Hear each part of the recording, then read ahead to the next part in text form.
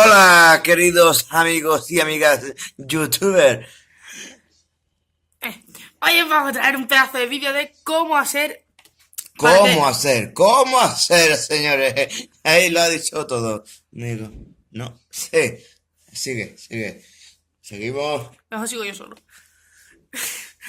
De cómo hacer para que el sonido de la tele se escuche en los cascos. Exacto. En los cascos. Y podamos dejar dormir a nuestras mamases y nuestros papases. ¿De acuerdo? Bueno, en fin. Comenzamos. Simplemente nos vamos a Simplemente nos vamos. Es que es la hostia. a dispositivos. Dispositivos. Qué bueno. Qué fácil, tío. Vete, hazme el favor y vete. Sí, ya, me voy. Venga, sigue, compañero. A dispositivos de audio. Exacto. Pero no te he dicho que te vayas. Ajá, sí.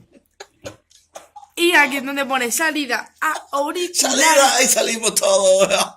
No, venga. Ponemos todo el audio y ya fácilmente se escuchará el volumen de la tele en los cascos para Sí, que como podéis podamos comprobar jugar. ahora mismo, vais a escuchar un poco de audio de nuestros cascos. Subimos el volumen al tope, ¿Sabes que si se sube el volumen de la tele no se sube de los cascos, verdad?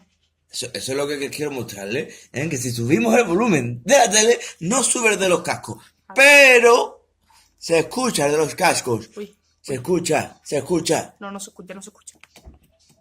No se escucha. Que sí se escucha. Ay. Bueno, se escucha poquito. Y se lo pone al revés. Qué inteligencia, Dios mío. Por favor. Pues nada, así de fácil y ya lo Y podemos...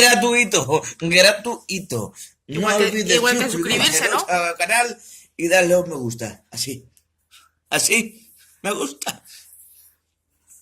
¿Y los que no me gusta? Pues por culo. ¿Sabes? Si no os gusta, sea mamá.